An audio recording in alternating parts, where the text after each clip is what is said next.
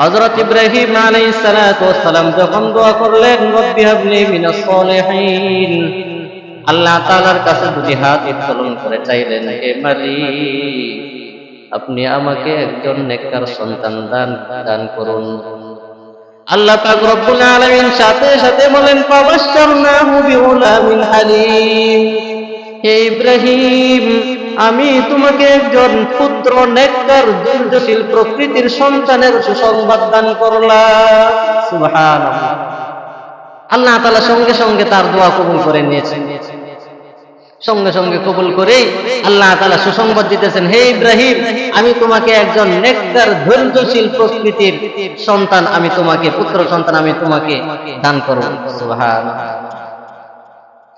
তখন হযরত ইব্রাহিম আলাইহিস সালাতু ওয়াস সালামের বয়স ৮৬ বছর। ৮০ থেকে আরো ৬ বছর উপরে, ৮৬ বছর বয়স। ৮৬ বছর বয়সে যখন সাধারণত মানুষদের সন্তান হয় না, কিন্তু আল্লাহ তাআলা চাইলে অবশ্যই হয়। আল্লাহ তাআলা এমন কোন কাজ আছে যে আল্লাহ তাআলা পারেন না? যেটা অসম্ভব সেটাও আল্লাহ তাআলার জন্য সম্ভব।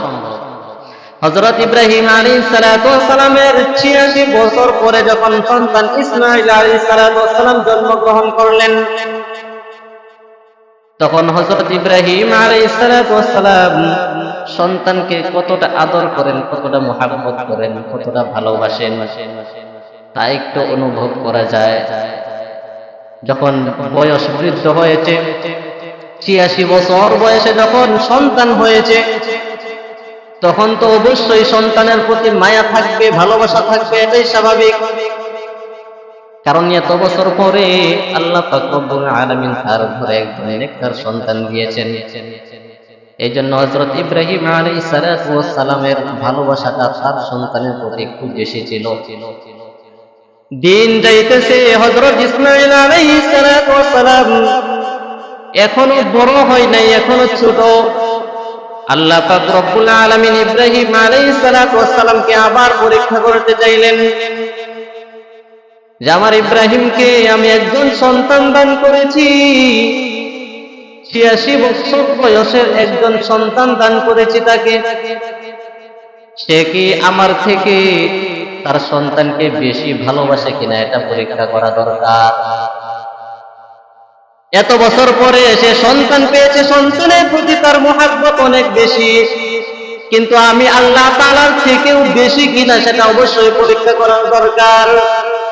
আল্লাহ পাক রব্বুল আলামিন হযরত ইব্রাহিম আলাইহিস সালাতু ওয়াস সালামকে আবার পরীক্ষার সম্মুখীন করলেন। হযরত ইব্রাহিম আলাইহিস সালাতু ওয়াস সালামকে আল্লাহ পাক রব্বুল আলামিন বলতেছেন, হে ইব্রাহিম, তোমার বিবি হাজেরা এবং তোমার সন্তান, তোমার আদরের সন্তান ইসমাঈল, ওরা দুইজনকে তোমার থেকে দূরে কোথাও নিয়ে রাইখা আসো। তোমার থেকে তারা আলাদা থাকবে, এমন একটা জায়গায় রাইখা আসবা যে জায়গার মধ্যে কোনো মানুষ নাই, খাবার নাই, পানি নাই, শুধু জঙ্গল আর জঙ্গল। হযরত ইব্রাহিম আলাইহিস সালাতু ওয়াস সালাম আল্লাহ তাআলার অর্ডার পাইয়া, আল্লাহ তাআলা যখন আদেশ করেছেন সেই আদেশ পেয়ে হযরত ইসমাঈল আলাইহিস সালাতু ওয়াস সালাম এবং তার বিবি হাজেরাকে নিয়ে রওনা দিয়েছেন। যখন মক্কা নগরীর কাছে গিয়া একটা জঙ্গলের মধ্যে, বিশাল বড় জঙ্গল, সেখানে কোনো মানুষের সমাগম নাই, এমন একটা জায়গার মধ্যে সন্তান ইসমাঈলকে এবং তার বিবি হাজেরাকে যখন রেখে চলে আসতেছে, তখন মা হাজেরা ডাক দিয়ে কই, ও স্বামী আমার, এখানে কোনো মানুষ নাই, কোনো খাদ্য নাই, পানি নাই, শুধু জঙ্গল আর জঙ্গল। এই জঙ্গলের মধ্যে আমাদেরকে রেখে আপনি কোথায় যাইতেছেন? হযরত ইব্রাহিম আলাইহিস সালাতু ওয়াস সালাম ডাক দিয়ে কই, বিবি, ৮৬ বছর পরে আমার সন্তান ইসমাঈল জন্মগ্রহণ করেছে, কতটা আদরের আমার সন্তান, এই সন্তানকে আমি ইচ্ছাকৃতভাবে কেন এখানে রাইখা যাইব? আমার ইচ্ছায় আমি তোমাদেরকে এখানে রাখি নাই। হযরত হাজেরা ডাক দিয়ে কই, স্বামী আমার, তাহলে কেন আমাদেরকে এখানে রাইখা যাইতেছেন বলেন? ইব্রাহিম আলাইহিস সালাতু ওয়াস সালাম ডাক দিয়ে কয়, প্রাণের বিবি, এইখানে রাইখা যাইতেছি তার কারণ হলো আল্লাহ পাক রব্বুল আলামিন আমাকে আদেশ করেছেন তোমাদেরকে এখানে রাইখা যাইতে।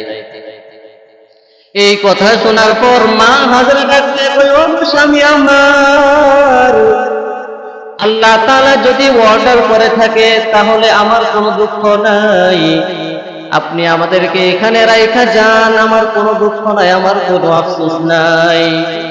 হযরত ইসমাঈল আলাইহিস সালাতু ওয়াস সালাম যখন ছোট শিশু বাচ্চা, মা হাজেরা সন্তান ইসমাঈলকে কোলে নিয়া তার স্বামী হযরত ইব্রাহিম আলাইহিস সালাতু ওয়াস সালামকে ডাক দিয়ে কয়, ওগো স্বামী আমার, এমন একটা জঙ্গলের মধ্যে রাইখা যাইতাছেন, এইখানে কোনো খাদ্য নাই, পানি নাই, কোনো মানুষের সমাগম নাই, এমন একটা জায়গার মধ্যে শিশু বাচ্চাটাকে নিয়ে কিভাবে থাকবো? তবুও আল্লাহ তাআলা যেহেতু আদেশ করেছেন, অবশ্যই আমি আদেশ মানতে রাজি, আমার কোনো আফসোস নাই, কোনো দুঃখ নাই। ওগো প্রাণের স্বামী, আপনি যান, তবে মাঝে মাঝে যদি সময় হয় আমি হাজেরাকে দেখার জন্য না আসলেও সন্তান, আপনার ছোট্ট সন্তান ইসমাঈলকে মাঝে মাঝে দেখা যায়।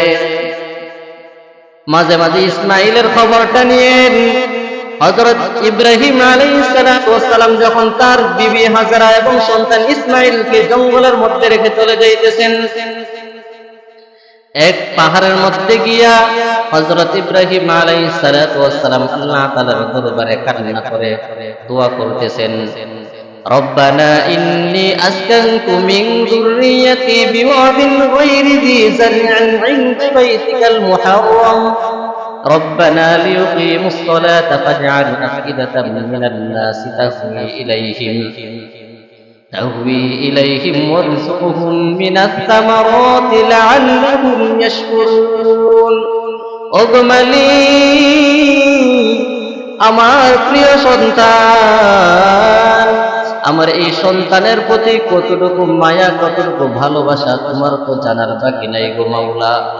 ৮৬ বছর পরে আমার সন্তান জন্মগ্রহণ করেছে, আমি সন্তান পেয়েছি আমার বৃদ্ধ বয়সে ৮৬ বছর পরে। ওগো মালিক, আপনার তো জানার বাকি নাই আমার সন্তানের প্রতি আমার কত মহাব্বত, কত ভালোবাসা। আমার সেই ছোট্ট সন্তান ইসমাঈলকে জঙ্গলের মধ্যে রাইখা আসতেছি গো মাওলা। ওগো মালিক, সেখানে কোনো মানুষ নাই, খাবার নাই, কোনো পানি নাই, আপনি রিজিকের ফয়সালা করে দেন, আমার সন্তানকে আপনি লালন পালন কইরেন। হযরত ইব্রাহিম আলাইহিস সালাতু ওয়াস সালাম দোয়া করিয়া চলে যায়। 2 দিন 3 দিন যাবার পর রুটি, খাবার যা ছিল, পানি যা ছিল শেষ হয়ে যায়। হযরত ইসমাঈল আলাইহিস সালাতু ওয়াস সালামকে খাওয়ানোর মতো আর কিছু নাই। মা হাজেরা হযরত ইসমাঈল আলাইহিস সালাতু ওয়াস সালামকে দুধ পান করার জন্য যখন দেন, তার স্তনের মধ্যেও কোনো দুধ নাই, কারণ মা হাজেরাও কিছু খাবার খাইতে পারেন না, খাবার নাই, পানি নাই। তখন সন্তান ইসমাঈল কান্নাকাটি করেন, হাত পা নাড়া দিয়ে নাড়াচাড়া করেন আর কান্না করেন খাবারের জন্য। ইতিহাসের মধ্যে লেখা হয়, মা হাজেরা বাধ্য হয়ে তার জিহ্বাটাকে সন্তান ইসমাঈলের মুখের মধ্যে দিলেন, কিন্তু দেখতেছেন জিহ্বাটার মধ্যেও কোনো পানি নাই। হযরত ইসমাঈল আলাইহিস সালাতু ওয়াস সালামের কান্না থামানো যায় না। মা হাজেরা অস্থির হয়ে যায়, অস্থির হয়ে গেছে, কারণ তার সন্তান কান্না করতেছে। মা হাজেরা অস্থির হয়ে গেছে, আমার সন্তানকে কিভাবে খাবার দিব, কোত্থেকে খাবার দিব। মা হাজেরা তাকায় দেখতেছে এমন একটা পাহাড়, মারওয়া পাহাড়, ওই পাহাড়ের মধ্যে পানি দেখা যায়। মা হাজেরা সেখান থেকে একটা দৌড় দিয়ে সেই পাহাড়ের মধ্যে যখন চলে গেলেন, কাছে গিয়ে দেখতেছে সেইখানে পানি নাই, বরং বালু, রোদ, সূর্যটা বালুর মধ্যে, সূর্যের তাপ বালুর মধ্যে পড়ে পানির মধ্যে চিকচিক করতেছে, কিন্তু পানি নাই। ওই মারওয়া পাহাড় থেকে সাফা পাহাড়ের মধ্যে তাকায় দেখতেছে ওই সাফা পাহাড়ের মধ্যে পানি দেখা যায়। এক দৌড় দিয়ে যখন সাফা পাহাড়ের মধ্যে চলে যায়, ওই পাহাড়ের মধ্যে গিয়েও দেখতেছে রোদটা এই বালুর মধ্যে পড়ার কারণে এই বালুগুলো পানির মতো চিকচিক করতেছে, কিন্তু পানি নাই। মা হাজেরা এইভাবে দৌড়াদৌড়ি করতেছেন, ছুটাছুটি করতেছেন, এক পাহাড় থেকে আরেক পাহাড়, এক পাহাড় থেকে আরেক পাহাড়। সফা মারওয়া ওই পাহাড়গুলোর মধ্যে মা হাজেরা 7টা চক্কর দিলেন, 7টা দৌড় দিলেন। আল্লাহ পাক রব্বুল আলামিন জিবরাইলকে ডাক দিয়ে কই, রে জিবরাইল, হাজেরার দৌড়গুলো আমি আল্লাহ তাআলা কবুল করে নিলাম, বড় ভালো লাগলো তার দৌড়গুলো। এর জিবরাইল, তোমাকে সাক্ষী রেখে বলতেছি, কিয়ামত পর্যন্ত যত হাজী সাহেবরা এই মক্কা নগরীর মধ্যে হজ করতে আসবে, প্রত্যেকটা হাজী সাহেবের জন্য এই দৌড়গুলো চক্করগুলো আমি আইন করে দিলাম, যে হাজী সাহেব এই চক্করগুলো 7টা দৌড় না দিবে, সেই হাজী সাহেবের হজ আমি কবুল করব না। সুবহানাল্লাহ। এই মা হাজেরা 7টা দৌড় দিয়েছেন তার সন্তানের খাবারের জন্য, পানির জন্য। এই 7টা দৌড় আল্লাহ তাআলার কাছে বড় ভালো লাগছে। আল্লাহ তাআলা বলতেছেন, হে জিবরাইল, এই মক্কা নগরীর মধ্যে, মক্কার মধ্যে কিয়ামত পর্যন্ত যত কোটি কোটি হাজী সাহেবরা আসবেন হজ করার জন্য, প্রত্যেকের জন্য আমি আইন করে দিলাম, প্রত্যেক হাজী সাহেবরাই এই 7টা চক্কর দিতে হবে। যদি এই 7টা চক্কর না দেয় তাহলে তার হজ কবুল করা হবে না। সুবহানাল্লাহ। সেখান থেকে এসেছে মা হাজেরা 7টা দৌড় দিয়েছিল, সেখান থেকে এসেছে এই 7টা দৌড়। হজ করতে গেলে 7টা দৌড় দিতে হয়। মা হাজেরা যখন 7টা দৌড় দিতেছে, প্রায় 7টা দৌড় দেওয়া শেষ, এক জায়গায় দাঁড়ায় রয়েছেন। হঠাৎ করে একটা আওয়াজ শুনতে পেলেন ইসমাঈল আলাইহিস সালাতু ওয়াস সালামের কাছে। গায়বী থেকে একটা আওয়াজ, একটা রিওয়ায়াতের মধ্যে আসছে, হযরত ইসমাঈল আলাইহিস সালাতু ওয়াস সালামের কাছে আয়েশা হযরত জিবরাইল আলাইহিস সালাতু ওয়াস সালামের পাখা দিয়া মাটির মধ্যে একটা বাড়ি দিলেন, সেখান থেকে পানি উত্তোলন শুরু হয়ে গেল। এর আরেক বর্ণনার মধ্যে আছে, হযরত ইসমাঈল আলাইহিস সালাতু ওয়াস সালাম যখন কান্না করতেছেন, হাত পা নাড়াচাড়া দিয়ে কান্না করতেছেন, এই পায়ের নাড়াচাড়া মাটির মধ্যে লেগে মাটি গর্ত হয়ে মাটি থেকে পানি বর্ষণ শুরু হয়ে যায়। এখান থেকে যখন পানি উঠতে শুরু হয়ে যায়, মা হাজেরা দৌড় দিয়ে এসে দেখতেছে পানি। মা হাজেরা ডাক দিয়ে কয়, জমজম, মানে থাম থাম। এই যখন মা হাজেরা থাম থাম বললেন, তখন পানি থেমে যায় আর সাইডে দিয়ে বান দেয়, পানি যেন বের না হয়। ওই পানির নাম হলো জমজম পানি। ওই পানি কোটি কোটি কোটি কোটি টন পানি সেখান থেকে নেওয়া হইতেছে। আজ পর্যন্ত পানি কমেও না বাড়েও না, পানি কমেও না বাড়েও না। সুবহানাল্লাহ। সাহাবায়ে কেরাম পয়গম্বরকে জিজ্ঞাসা করলেন, পয়গম্বর, এই জমজমের তলা কোথায়? মায়ার নবী বলেন, এই জমজমের তলা হলো হাউজে কাউসারের সাথে। সুবহানাল্লাহ। এই জমজম কূপের পানির মধ্যে, জমজমের পানির মধ্যে আল্লাহ তাআলা এত নিয়ামত দান করেছেন। এই জমজমের পানি প্রত্যেকটা রোগের শিফা আল্লাহ তাআলা এই জমজমের পানির মধ্যে দিয়েছেন। আল্লাহ তাআলার উপর ভরসা করে কোন ব্যক্তি যদি এই জমজম কূপের পানি পান করে, আল্লাহ তাআলা তাকে রোগ মুক্ত করে দেন। প্রত্যেকটা জিনিস দাঁড়ায় খাওয়া সুন্নতের খেলাফ, বসে বসে খাইতে হয়। কিন্তু জমজম কূপের পানি খাওয়ার নিয়ম পশ্চিম দিক ফিরে দাঁড়ায় দাঁড়ায় পান করা। জমজমের পানি খাওয়ার নিয়ম হচ্ছে দাঁড়ায় পান করা, পশ্চিম দিকে ফিরে দাঁড়ায় দাঁড়ায় পান করা। এই জমজমের পানি পান করার নিয়ম। কোটি কোটি টন পানি, কোটি কোটি হাজী সাহেবরা এখান থেকে পানি নিতেছে, পানি একটু কমে না।